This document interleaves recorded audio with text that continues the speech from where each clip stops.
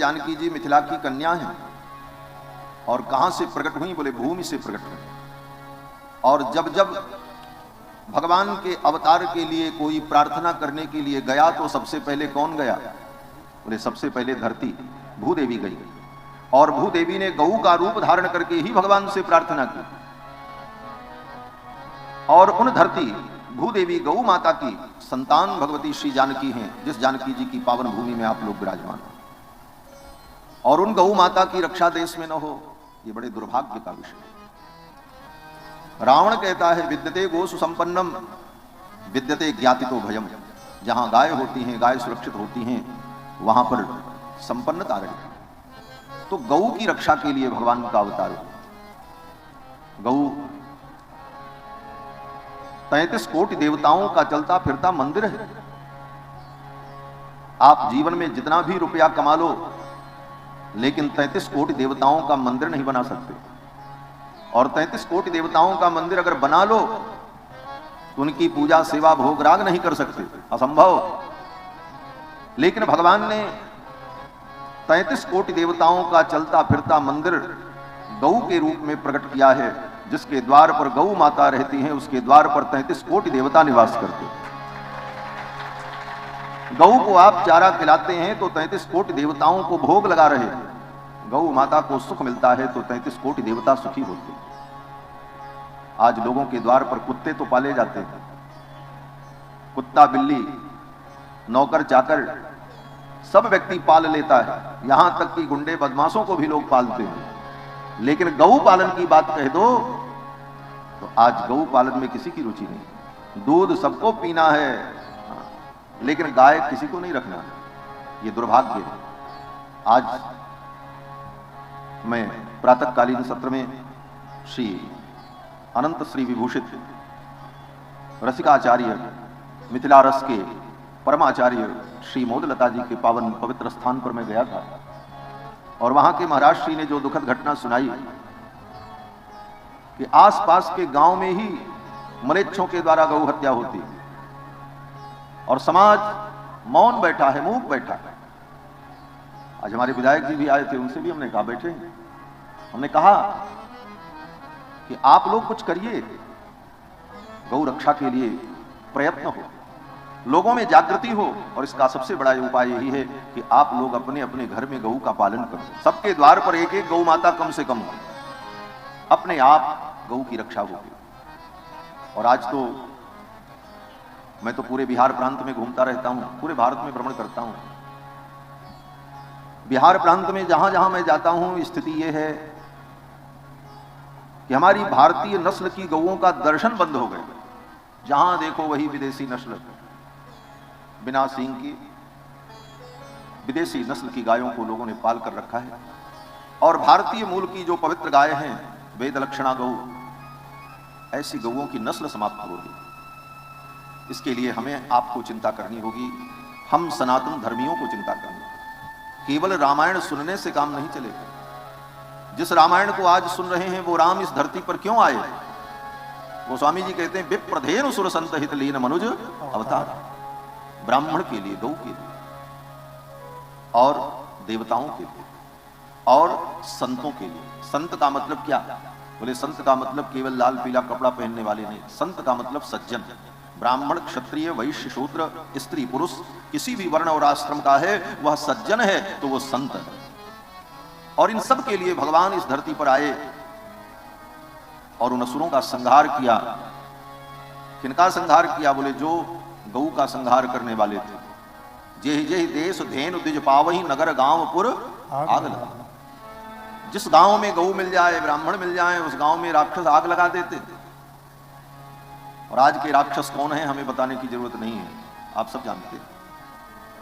राक्षसों के संहार के लिए ही भगवान का अवतार हुआ और धर्म की स्थापना के लिए। तो भगवान का अवतार विप्रधेनु सुर संतहित लीन मनुज अवतार। और ये चार सुरक्षित रहेंगे तो मनुष्य जाति को चारों प्रकार का पुरुषार्थ प्राप्त हो जाए।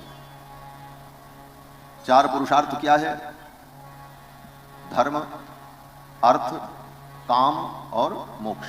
चार पुरुषार्थ शास्त्र में कहे गए। धर्म अर्थ काम और मोक्ष। धर्म रूपी पुरुषार्थ कहां से मिलेगा?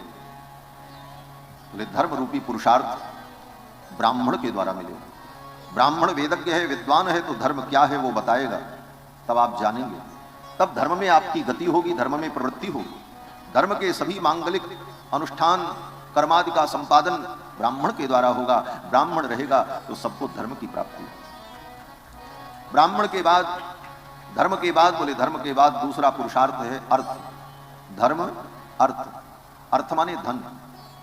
धन समृद्धि कब होगी? बोले जब इस धरती पर गौ सुरक्षित रहे।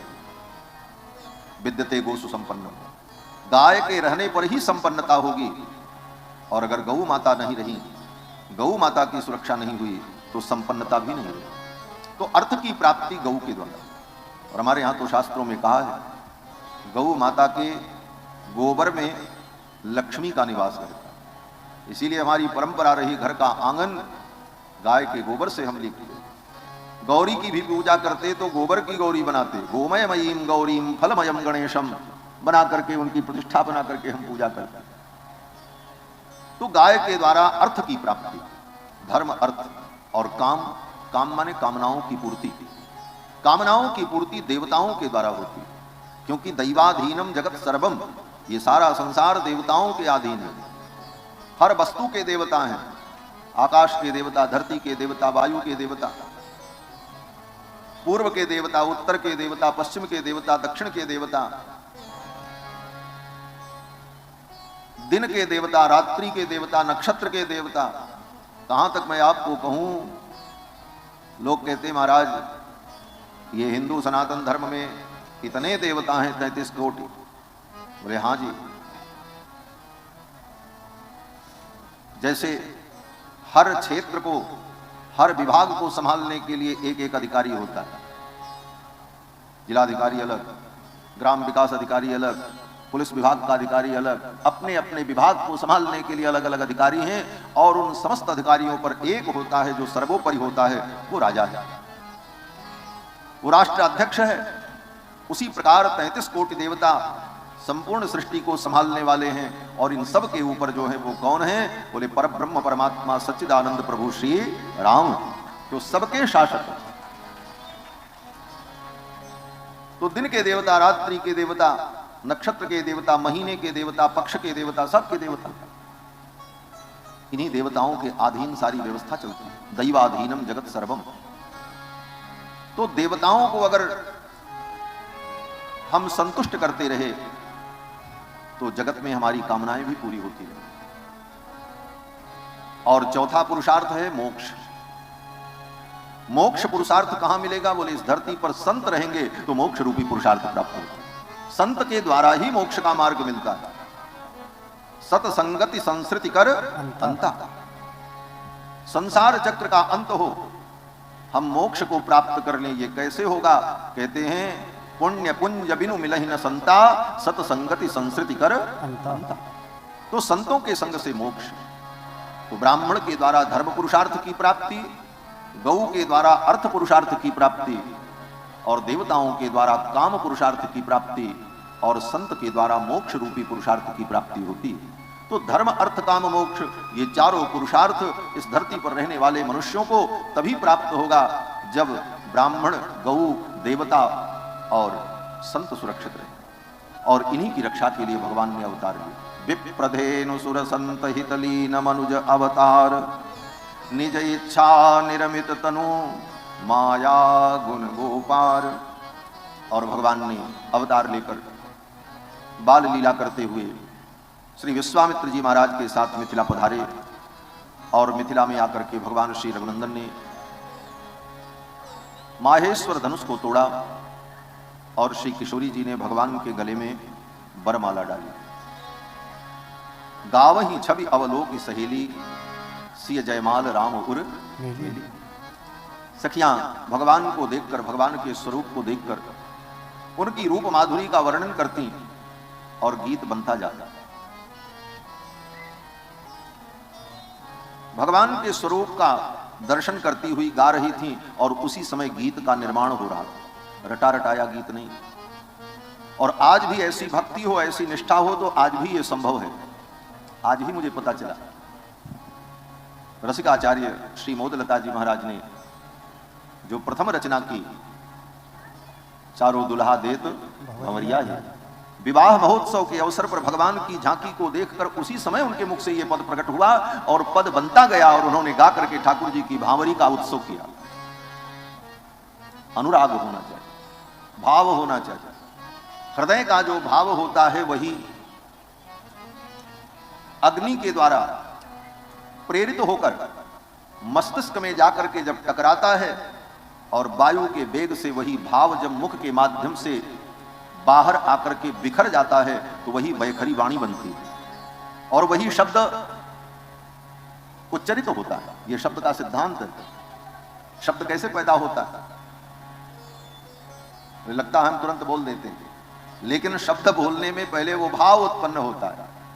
भाव उत्पन्न होने के बाद अग्नि नीचे से ऊपर की तरफ प्रेरणा करती है, फिर वह वायु तत्व जाकर के मस्तिष्क में टकराता है और फिर टकरा करके जब नीचे लौटता है तो मुख के माध्यम से जब बाहर निकलता है तो बिखर करके वही शब्द बन जाता है। वो बिखर करके शब्द बना, इसीलिए उसको वैखरी कहते हैं। तो वो वैखरी कब निकलेगी? बोले जब हृदय में भाव हो। मिथिला की सखियां गीत गाती हैं, गीत बनता जा रहा है। गावहीं छवि अवलोकी सहेली सिय जयमाल राम उर मेले। किशोरी जी 6 वर्ष की, रघुनाथ जी 12 वर्ष की। 12 वर्ष मैं इसलिए कह रहा हूं कि श्रीमद् वाल्मीकि रामायण में विवाह के समय राम जी की आयु 12 वर्ष ही। अन्य ग्रंथों के अनुसार पौने 16 वर्ष, 16 में कुछ कम, लेकिन वाल्मीकि जी के अनुसार जिस समय रघुनाथ जी का विवाह हुआ उस समय रघुनाथ जी की आयु 12 वर्ष।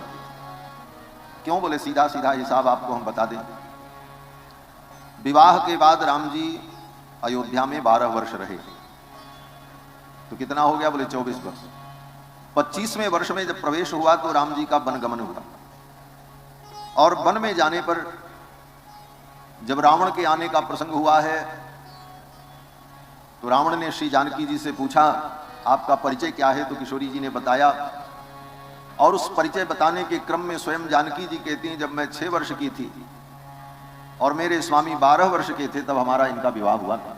किशोरी जी ने स्वयं कहा 12 वर्ष हम लोग सुखपूर्वक अवध में रहे और इसके बाद मेरी सासू माँ ने वरदान मांगा और उस वरदान के लिए पिता के वचनों को सत्य करने के लिए हम वन में आए। तो श्री जानकी जी के वचन को परम प्रमाण मानकर हमारे आचार्यों ने विवाह के समय भगवान की आयु 12 वर्ष ये स्वीकार किया है। तो रघुनाथ जी 12 वर्ष के और किशोरी जी 6 वर्ष की। रघुनाथ जी के गले में माला कैसे पड़े? किशोरी जी का हाथ वहां तक पहुंचता ही नहीं। सखियां कहते हैं सरकार थोड़ा झुक जाओ, हमारी किशोरी जी छोटी हैं, आपके गले तक इनका हाथ पहुंच नहीं रहा, आप थोड़े झुक जाओ तो ये आपको माला पहना दें।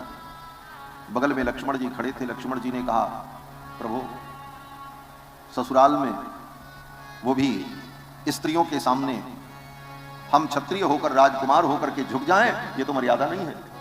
राम जी ने कहा हाँ लक्ष्मण तुम ठीक कहते हो। राम जी और तन करके खड़े हो गए। सखियों ने कहा आप क्या उपाय करें, कैसे माला पहनावें? तो एक सखी ने कहा रघुनाथ जी आप त्रिभुवन कमनीय हो, कोटि कोटि कंदर्प दर्प दलन पटियान हो, आपके सौंदर्य का हमने वर्णन किया तो आपको घमंड हो गया कि हम बड़े सुंदर हैं। आप सुंदर हो निस्संदेह, लेकिन हमारी किशोरी जी से अगर तुलना करें तो आप हमारी किशोरी जी के परछाई के बराबर भी नहीं हो। मिथिला की सखियों ने कहा अच्छा कैसे निर्णय होगा? मिथिला की सखियों ने कहा सरकार एक काम करो, हमारी किशोरी जी की परछाई में आप अपना मुख देखो तो आपको पता चल जाएगा। हमारी किशोरी जी की परछाई में आप अपना मुख देखो तो आपको पता चल जाएगा। राम जी ने कहा कहीं परछाई में मुंह दिखाई पड़ता है? मुख तो दर्पण में दिखाई पड़ता है, मणि में दिखता है, हमारी आपकी किशोरी जी की परछाई में मुख कैसे दिखेगा? मिथिला की सखियों ने कहा सरकार ये मिथिला है, यहाँ बड़ी बड़ी अद्भुत चीजें हैं जब यहां धरती से कन्या पैदा हो सकती है तो उस कन्या की परछाई में मुख भी दिखाई पड़ सकता है, कोई आश्चर्य की बात नहीं। आप देखो, गर्व करो रघुनंदन जनि अपने मन माही, आपन रूप निहारो सियजू की परछाई। आप गर्व मत करो, हमारी किशोरी जी की परछाई में आप अपने रूप को देखो, आपका गर्व दूर हो जाए। राम जी ने सोचा चलो देख ही लेते हैं, परछाई में मुंह कैसे दिखता है जरा देखें तो। और देखने के लिए रघुनाथ जी ने ज्यों ही सिर झुकाया तब तक किशोरी जी ने गले में वरमाला डाल दी। गावै छवि अब लोक सहेली, गावै छवि अब लोक सहेली, सिय जयमाल राम उर मेरी, सिय जयमाल राम उर मेरी, गावै छवि अब लोक सहेली, गावै छवि अब लोक सहेली, गावै छवि अब लोक सहेली। किशोरी जी ने गले में वरमाला डाल दी। सखियों ने कहा माला तो पड़ गई, दुल्हा सरकार बहुत अकड़ रहे थे, लेकिन हमारी किशोरी जी ने माला पहना ही दिया। अयोध्या के भक्तों ने कहा इतना गर्व मत करो मिथिलावासियों। अब अयोध्या वाली बात भी थोड़ी कहनी पड़ेगी ना। अयोध्या वासियों ने कहा इतना गर्व न करो मिथिलावासियों, ये तो हमारे राम जी ने करुणा करके उस माला को स्वीकार कर लिया। बोले कहां प्रमाण है? प्रमाण से बात करनी चाहिए। बोले प्रमाण उसी चौपाई में, सिय जयमाल, किशोरी जी के हाथ में जो जयमाल है, सिय जयमाल कृपा पूर्वक करुणा पूर्वक राम ने उर्मेली, अपने उर में ले लिया। अगर ठाकुर जी उस माला को न स्वीकार करते तो कैसे स्वीकार होता? सिय जयमाल राम उर में अपने हृदय में ले लिया। लोगों ने कहा हाँ, कृपा तो नहीं की, कृपा तो रघुनाथ जी की। ठाकुर जी ने जयमाल धारण की, सखियों ने गीत गाए, पुष्प वर्षा हुई, परम आनंद हुआ। और इसके बाद सखियां किशोरी जी को लेकर अंतापुर में गईं। फिर तो श्री जनक जी महाराज ने कहा प्रतिज्ञा के अनुसार किशोरी अब तो रघुनाथ जी की है, विवाह तो मानो हो गया। कैसे हो गया? बोले टूटत ही धनु भयऊ विवाह, धनु टूट गया तो विवाह हो गया। कहते हाँ हो तो गया, लेकिन अब लोक रीति भी तो होनी चाहिए। श्री जनक जी महाराज ने सुंदर पत्रिका लिखी। अभी यहां पर हम परशुराम जी को नहीं बुलाना चाहते। ऐसे प्रसंग में श्रीमद् वाल्मीकि रामायण में महर्षि वाल्मीकि ने परशुराम जी को बाद में बुलाया है। तब बोले जब राम जी का विवाह हो गया, बारात अयोध्या जाने लगी लौटकर, तो रास्ते में श्री परशुराम जी महाराज पधारे। श्री गोस्वामी जी महाराज इसका भी वर्णन करते हैं। श्री जानकी मंगल ग्रंथ में गोस्वामी जी कहते हैं कि पंथ मिले भृगुनाथ हाथ फरसा लिए। रास्ते में मिले परशुराम जी, पंथ मिले भृगुनाथ हाथ फरसा लिए, डांट दिखावही आंख कोप दारुण किए। बड़ा क्रोध किया महाराज। तो रास्ते में परशुराम जी मिले, ये कथा महर्षि वाल्मीकि सुनाते। और इस कथा को गोस्वामी जी ने अपने जानकी मंगल ग्रंथ में स्मरण किया है। मानस जी के अनुसार तो धनुष टूटा, परशुराम जी आ गए। बड़ा क्रोध किया महाराज, जिसने धनुष तोड़ा है आज वो बचेगा नहीं। सो बिलगाय बिहाय समाजा नत मारे जई हैं सब राजा। जिसने धनुष तोड़ा है वो बाहर आवे, किनारे निकले, इधर आवे, अन्यथा जितने राजा हैं सब मारे जाएंगे। अब तो